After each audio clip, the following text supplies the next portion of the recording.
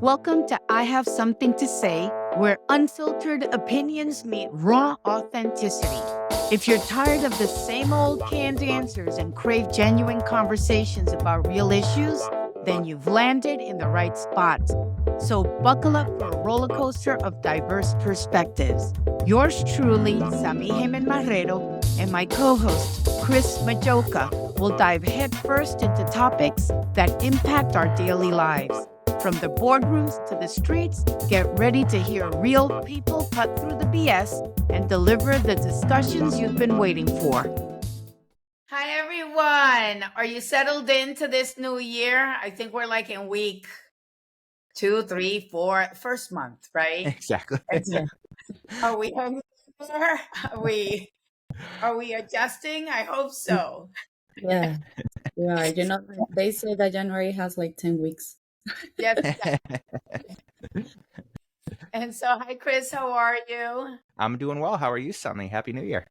Happy New Year, too. And I want to welcome Ana Carolina Salazar, the founder and CEO of Bold Digital and Hispanic Advertising and Marketing, to our program today. And this has been a long time coming because we've had you on I Have Something to Say before, because you have a lot to say. And now, with the launch of these new projects that you have, just felt that it was very appropriate, right? To Yeah. have you re-guested, right? And join us today. How are you, Ana Carolina? I'm doing great. First of all, thank you. I always been, listening to your podcast and everything that you have to say, Sammy, because you have a lot to say and I enjoyed everything. And I'm very excited about this relaunch of your podcast and congratulations, for everything that you have been doing and, this milestone that with the podcast. Yeah, I know. It's been a lot, right? Yeah. Because we started this 5 years ago, not really knowing what we were doing. And then it's pretty awesome, to be, are we close to 200 episodes already, Chris? Yeah, I think this one right here would be like in the 180 something range. Right, exactly. So we're very close, and you've Yep. been part of that since the beginning, Ana Carolina, So it's just befitting to have those closest to us, Yes. around to share with us. And so I just wanted to invite you again, and Chris and I, right? We're very interested in learning about how you've, pivoted your business and also this new offering. But let's go back and talk a little bit about your lived experiences and the why you decided, wait a second, let me launch this, right? And then we could talk Yes. about your new project, okay? And so, Of course. tell us a little bit about, your life in Venezuela, your large extended family, right? And your Yeah. decision to come to the Oh, US and yeah. So, my first, I will say, 15 years I live in Venezuela with my mom, uh, close to Caracas, which is the capital, right? So my sister and my mom and I lived there, and we had a beautiful life. It was, the best childhood that I had. And you know that my mom unfortunately passed away when I was 15 and my sister was 13. Before that, she gave us all, the great values. She educated us. It was, we were las tres mosqueteras. So, I truly miss her every day. But in Venezuela, close to, well, a few hours away from where we live, it was our extended family, which is la familia, los tíos, los abuelos. So they lived there, and we used to go every vacation, during holidays or en el verano, to Maturin, which is where my dad's family lived, and also my mom's family side lived. So it was over 50 family members getting together for the holidays and, Christmas or New Year's. And it was a beautiful thing. Unfortunately, due to, well, my sister and I came to the US because of my mom, right? My dad was already living here in the US. So it was hard because when we came, it was a hard age. We were teenagers, and then we lost our mom. We came here, and it was a new culture, new language, new family because we never lived with my dad before, and he was already married and he had a little baby. So for us, it was at the beginning. It was hard. I used to cry every day for I think for a year, and learning, going to school, not understanding what the teacher was saying, and then having somebody translate. And when we used come home, like my dad will help me with do my homework. It will take us hours. Something that will take like 30 minutes, it will take us hours. But at the end of the day, when we look back, it was the right decision. It was great to see my baby brother grow up and be part of his life, and my dad has been an amazing dad and mom at the same time. Yeah, that's it's a lot of harsh, right? And very profound emotions, right? That you went through at a very, very young age, that clearly have given you that grit, that you have. And that I feel like that confidence, because I know you pretty well, right? To just step into opportunities that most people would say, I don't know, or would hesitate. It's like you just dive right in because you've been through very, very, So, yeah. trying circumstances, right? And life experiences. And so tell us, right, about that experience of learning the new language and the new culture. I mean, are there any like anecdotes that really No. out that like in school, because kids at that age No. brutal too. They could Oh be, no, but Absolutely. I and have yeah. a funny story, which was, I was going to high school, and then a kid, he used to grab my books, and he will walk me to another classroom, and then he used to take the same bus, and he will write me letters, right? So I will ask my professor to, my teacher to translate that for me because I didn't understand. So she will say, this is he's in love with you, right? I hope he wants. So I'm like, okay. So he invited me to prom. No, it wasn't prom. It was homecoming. So he invited me to homecoming, and I say yes. And then we were dancing, and he wanted to ask me something, and I didn't understand. So I asked a friend of mine to translate for me. And the kid said, "If do you want to go out with me?" But what my friend translated, and what he understood was, "Do you want to go outside? ¿Quieres ir afuera?" You know. So do you want to go out? For us, it doesn't exist, right? So I said yes. And then we kept dancing, and I was like, why didn't we go out? Then a couple, like 2 days later, he writes me a note, and he says that, well, I asked my stepmom to translate it for me, and he said, oh, he's really happy that you are his girlfriend. I'm like, what? I'm like, how did this happen? I'm like, did he ask you something? I'm like, no, he said something about going out, but we never went out. And then, my Meaning stepmom had like outside. You're like outside. literally Yes, outside the dance that's hall, that's what right? we thought. So my stepmom, I told my stepmom, no, that's not what I didn't say yes to that. So she had to break up with him for me. Yeah. That's one of many anecdotes that I had, but That's on the, I'm sure that's on the, how do you say, on the sweet kind of, Yes, really yes. not Yeah. offensive side.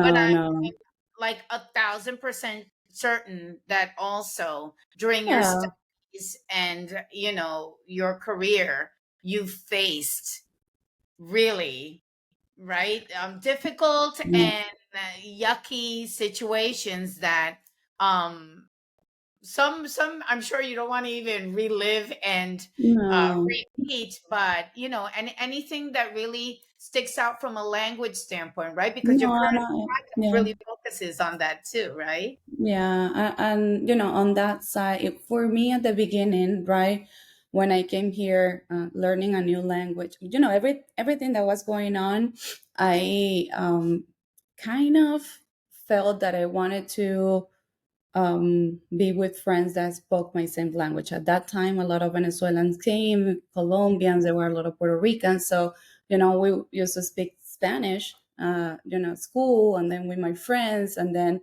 you know my family's friends also spoke Spanish, so at that time I didn't see a need to talk it, you know, speak in English. I understand that, but I also never I was afraid that you know people were gonna make fun of me, of my accent. So it was, I didn't kind of, you know, I didn't speak English that, you know, fluently until I got to college, but because I had to present in front of my classroom and things like that. But it was something inside of me. Also, I had to change my mindset when you said that I, you know, for example, I didn't apply for jobs that I wanted to because I thought people were going to look down on me, right? So those kind of things is the accentism actually was what, um, you know, I didn't think about that as a superpower because I spoke two languages at the time and I can have more opportunity instead. I unfortunately I focus on that aspect of having an accent. Yeah, but that's not something that you alone experience. Like at the Mhm. moment you might have felt alone and isolated and like this is just happening to me, but now, right, now that you're really an adult, right, because you were then too when you were in Mhm. college, but like that you've grown in as a leader in the community too, do you see that this is a shared experience with other people? Yeah, so I actually, you know, when I started my business and you know, we started as a digital marketing agency, right? But then looking, this was thanks to a mentor of mine. He told me what makes bold different, right? What makes you stand out? And it was, you know, seeing back at my experience with the Hispanic community, you know, the TV station I work at Univision, then at Prospera, always with the Hispanic community, and you know that I created several nonprofits to help the Venezuelan community or the, you know, the local Hispanic communities. We even we worked together on some initiatives that you had also.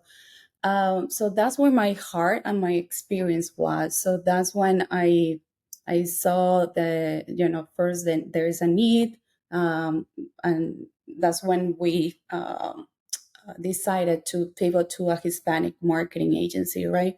But then I said, okay, I need to get out of my comfort zone, and I need to start get out of my bubble with only the Hispanics, and then you know go to more other events where sometimes I'm the only Hispanic in that room, right?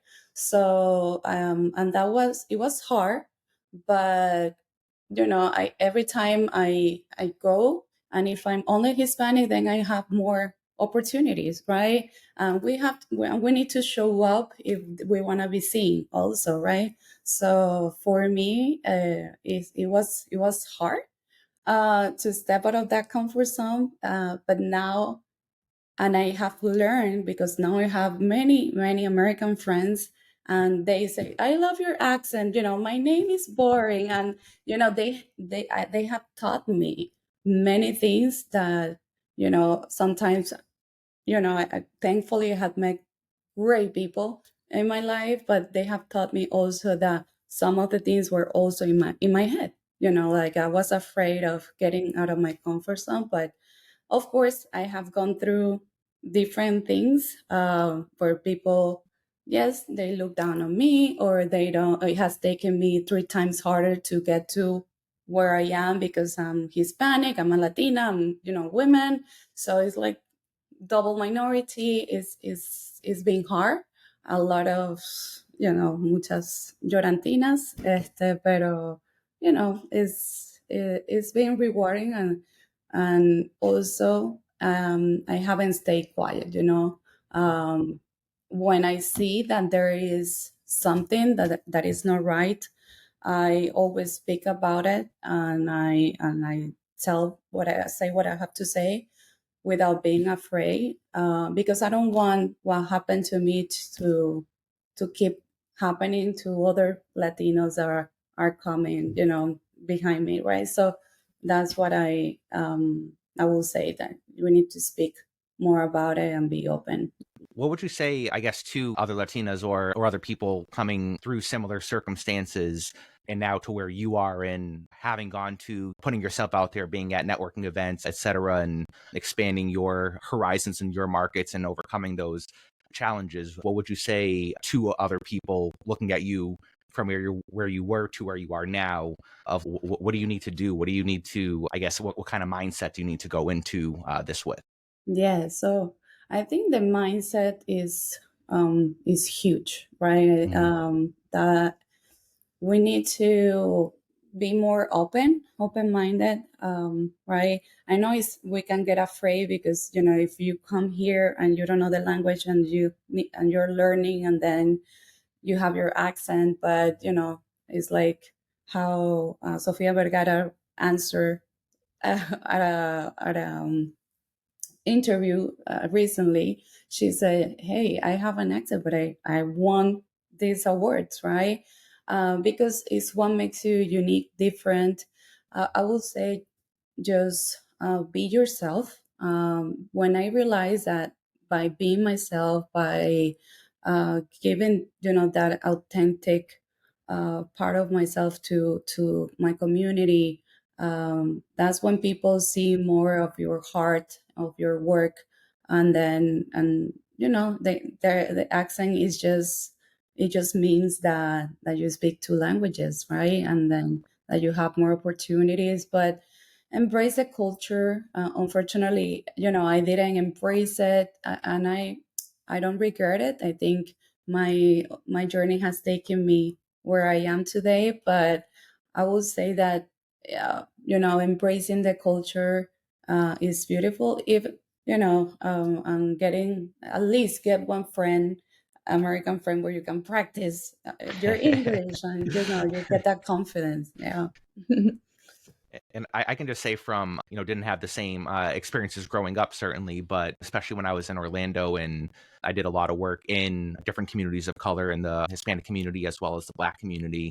And similarly, it's when you walk into a room and you are the only person that is clearly different, it is very nerve-wracking at first. But Mhm. to your point, if you are open and truly seeking to engage and connect with other people, eventually people start recognizing you or understanding that you're there for the right intentions, and you overcome that. And to your point, you find somebody in the community who's like, hey, he's all right. You know what I mean? But yeah, no, I think it's just an interesting perspective that I think a lot of white people as well, or oftentimes immigrants or people who come over are looked down upon, but it's really based on your own comfort zone and fear. Whereas if a white person goes to a different country, if I went to Venezuela, I would feel very out of place at first until I understood the culture and things like that too. But I just think that's an interesting perspective for anyone going anywhere, and that it's, if you're going to somebody else's comfort zone, that's where, Yeah. they're going to feel different. So But wouldn't you say now, Chris, this is at the heart, because you just said something that made me think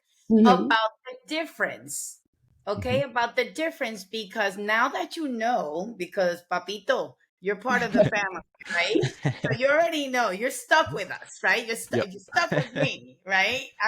You know.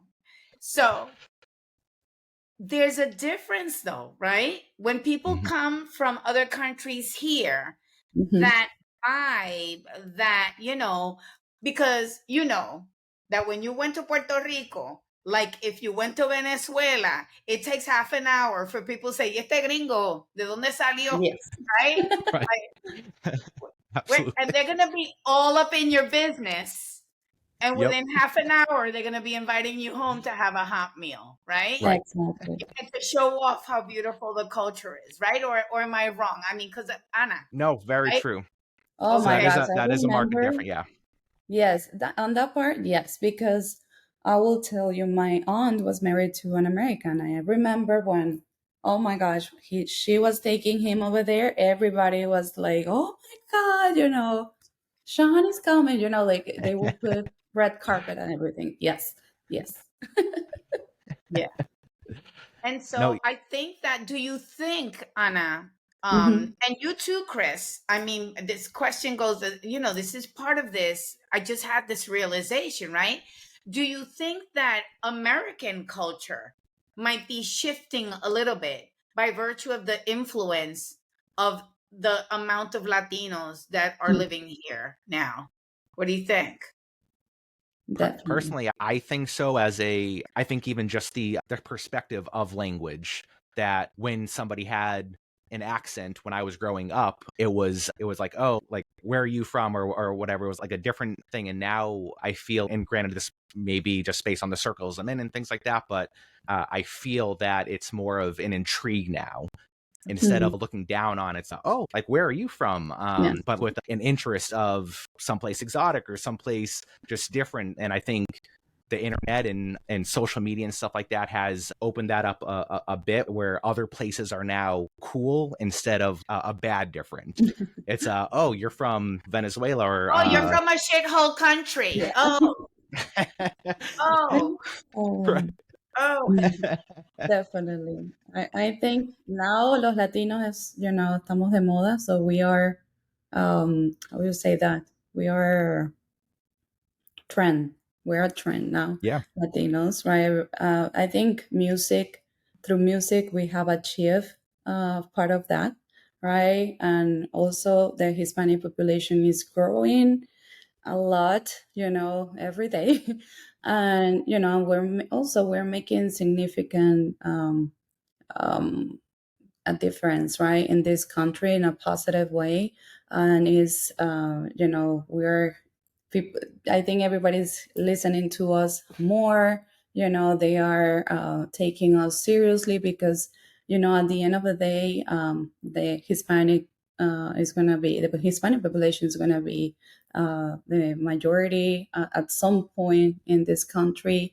And I think it's just we have to get to a point where diversity and inclusion is not a program, right? For example, that is just part of our DNA, Mhm. because that's that we are all humans, right? So at the end of the day, and I believe that Latinos are making significant contributions to this incredible country that has opened, its arm to us. There's still a lot of things to do, and we need to say something and raise our voices and making us heard. But the only way that we can do it is by getting out of our comfort zones, because I believe that we keep saying these things to our Hispanic community, like, oh, we're the 20% of the population, and we are making we have this economic impact, but we have to say that to our American community, and we have to step out of our comfort zone, show up at places where we don't see Hispanics, because that's the only way that we're gonna be heard. We're They're gonna pay attention more to us, and that's when we can see that change. Yeah. I totally agree. And I like what you said also, Chris, that really supports this, that you said, well, maybe in my circles, I'm seeing it because you're very clear, right? That it's not necessarily everywhere. Like you Mhm. go to pockets in throughout the US where there's not a Mhm. lot of diversity. And so what you mentioned before is still, right? Like, where you from? Like, Right. Yes. what are you Absolutely. doing here? Right. And so it's in the intonation, or in the, how do you say, the intention of the question, Yep. right? Mhm. And so you're just accustomed to it, right, Chris? I mean, Right. you're accustomed to be surrounded by people that are open, affirming, um, just, interested in human dignity and all of that good stuff that we're talking about. And so I think that the more we do these kinds of exercises, right, where we come together and have these open conversations to point out, the differences, and Hmm. not it with a critical lens, but more like, with like Right. curiosity, right? Mhm. Is where the magic happens, right? Where, Yeah. Yep. we can meet, right, and find those intersectionalities where we see each other and feel seen too. And in that, creating content that really reflects those dynamics is always very important. And that's Mhm. why, you know Ana Carolina, I mean, you went to Spain to do Yeah. your master's, right? Came back, you started this business, with a very clear focus. You have all of us, right? Like, Yeah. you've had your tribe I since have, yes, yeah, I you had your didn't do tribe. this alone. It took Yeah. a village. Yes. Yes, congratulations on your recent award. You won Yeah. el Don Quijote I of do the have Hispanic Chamber of Commerce of Metro Orlando. So you're doing it, right? You're doing the work, and then now you have this amazing idea to that. join us podcasters, right? And Yeah. start your own podcaster. And I love the title of it. I love what you're doing. I think it's epic, and it's filling a void, right? Tell us Mhm. a little bit about how you came to this decision of jumping into production and creating this podcast, and tell us about Yeah. it. So yeah, so I wanna comment a little bit on what you said when I went to Spain.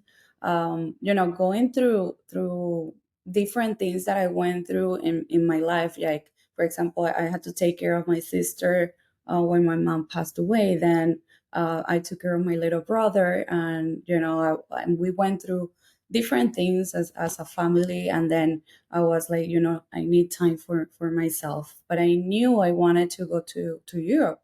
So because my mom lived in Europe. So I wanted to follow her footsteps.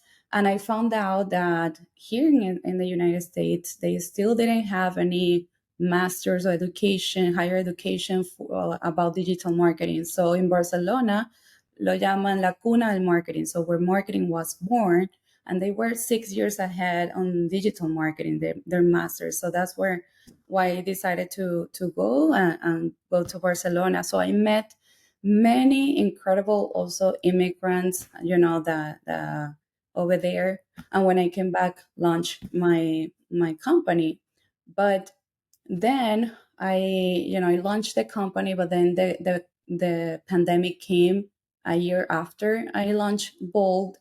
And through that I was like, I need to do something creative. I always wanted to be a radio host or a TV host, like for entertainment industry, that I have been involved in that industry since I was a very young, because of my dad, who's a musician. But I said I didn't have the opportunity. I had the opportunity, but they, unfortunately, they didn't give it to me. To when I work at a TV station, a radio station, but I decided to create it. So, but I didn't want to tell that sometimes you create your podcast to to be part of your business, but I didn't want to talk about marketing. I'm like, talk about marketing all the time.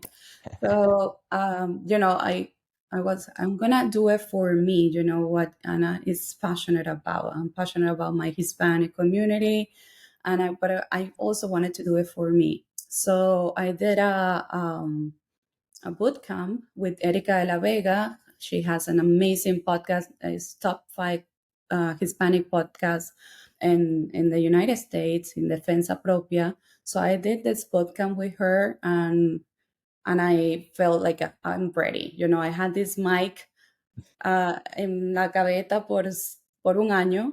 So I got my mic out and I started from home. And, the name of the podcast is Hablamos Spanglish. And it's because that's the way I speak. That's the way, if I don't find the word in English, I'll do it in Spanish. And that's, how I do it. But so also because I wanted to listen to many Hispanic immigrants that have come to the US and listen to their stories so we can inspire other Hispanic immigrants through their stories. But that way, I also found out that I wasn't the only one, right? Who had the accent or who went through different things. It was really inspiring for me, and I have learned a lot. And I know that we're doing the same thing for our listeners. So yeah, that's hablamos Spanglish. Yes, hablamos Awesome. Spanglish. When you told me about it, right? I thought it was brilliant, right? And you're absolutely right. It's like that switch. I have friends that do not command two languages, right? And are not Latino that say, how do you do that? Right? Like you're not even realizing, right, that you're speaking Yes. to me in both languages and I'm capturing like half of what you're telling me, right? I'm like, I'm sorry. It's just like we're like on autopilot, right? Yes, yes. Yes. Like fill in the blank with those.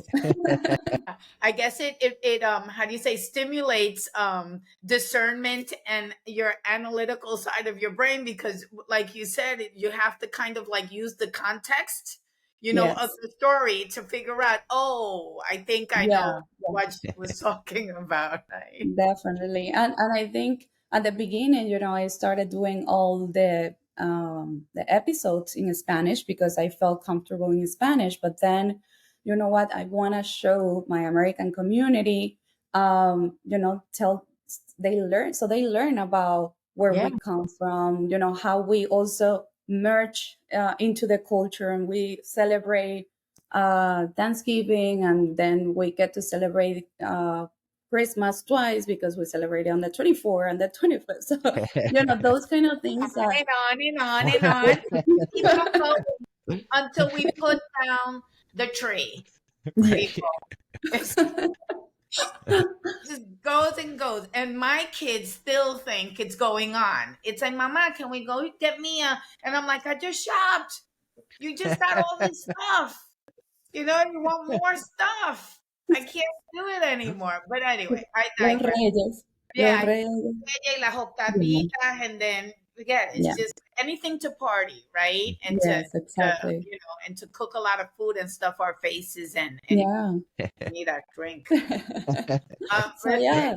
Yeah, I And that's know. why I decided to do it in English. So some Yeah, episodes are in English, some episodes are in Spanish, some episodes in Spanglish.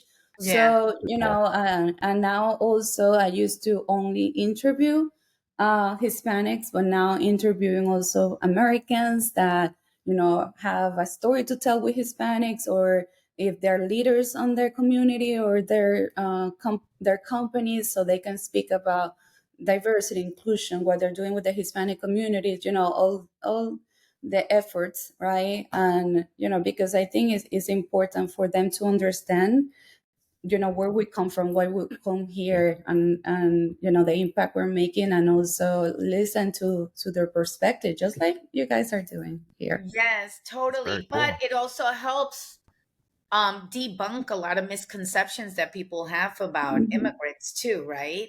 Like what would you say is like the big, or like a couple of, right, like the top two, three big misconceptions that people have about Mhm. Latinos tied to Spanglish and accentism? What would you say?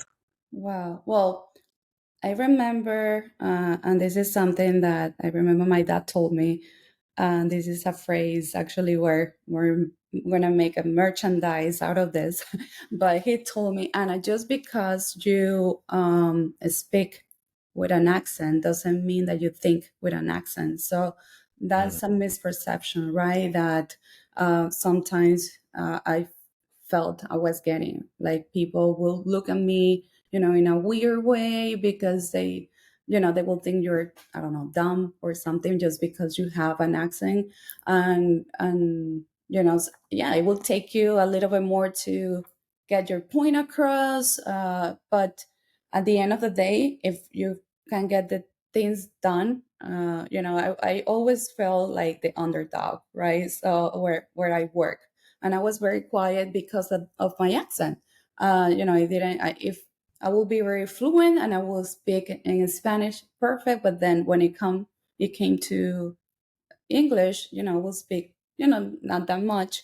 But then, everything that people, and I have had like many people that have worked with me or that know me for a long time ago, they said, wow, like, you change a lot. I'm like, no, I didn't change. It's just that maybe you were saying something else, but I will, it was just an accent, like, Yeah, totally. And I Mhm. think you're amazing. I mean, you command the English language. I don't think you are what you might call it limited, right? By anything, and you can take on the world. So I'm really, really excited about it, right? Thank you. And so you see, Chris, now we have another colleague in the I podcasting love it. space. Yeah, And I'm and I can't interested to wait hear. to And have you. I was going to say, I think it's cool, I guess. And again, this may be just be my experience or what have you, but as a white person in America, or I try to be inclusive and be open to other cultures. And a lot of it is trying to, or other cultures wanting recognition and an equal spot at the table, obviously. But I don't often see, and I know it's out there, but direct almost like invitations to white people to say, hey, come here, listen to a conversation that we're having about this. So I don't know, in a weird way, it just seemed like a different approach or a different like invitation that I'm definitely interested in checking out Yeah. your podcast. And again, I obviously probably know more than a lot of others, even just from my experience in doing the documentary with Puerto Rico and stuff. But there's just all different walks of life, and everybody has different stories, and it just helps add to the flavor and my understanding and everybody else's understanding too. So that's really cool. Congratulations Mhm. on the podcast. Thank you. Appreciate it. And I would love to have you both as guests. I know Sammy is already booked there, but Yeah, we're good. I'm you're booked. welcome. I'm booked. And we're gonna do the Spanglish thing all There the you way. Oh, I Vanesh, you are the queen of Spanglish. I You are Sammy. I always when people say, "Oh wow, you speak Spanish," I say, "Actually, I speak three languages: Yes. English, Spanish, and rubbish. A lot of rubbish too." Oh, yeah, that's funny. Yeah. Well, listen, this was amazing. Thank you so much for, being part of this new stage of I Have Something to Say and telling us so much, right? About your experience and sharing that. And being so brave in creating content, right? And just stepping into that superpower. Yeah, I'm gonna call it. It's just superpower, mama, Yeah. and just being such a joy to work with. I know that we've worked together in the past on several projects. I'm always intentional in trying to find Yeah. what we can cook up and get into trouble together. And so, Ana, esta es tu casa, eres mi hermana, te Gracias. quiero, and thank you for joining us. No, thank you, Sammy. You know that, you have paved, you are one of the ones that paved the way for, for example, for me. And I always look up to you. You have done a tremendous job. We have known each other since, I don't know, like 10 or 15 years. Mhm. You were one of the first people to also, when I launched, when I started as a consultant, you were one of the first person that invited me to collaborate in projects. So I'm very grateful for everything and for what you do also for the community, mostly for our Hispanic and minority, community here in the U.S. We need more voices like yours. And thank you, Chris, also for being here, being a voice, and give your perspective that it is needed. We need more voices also like yours.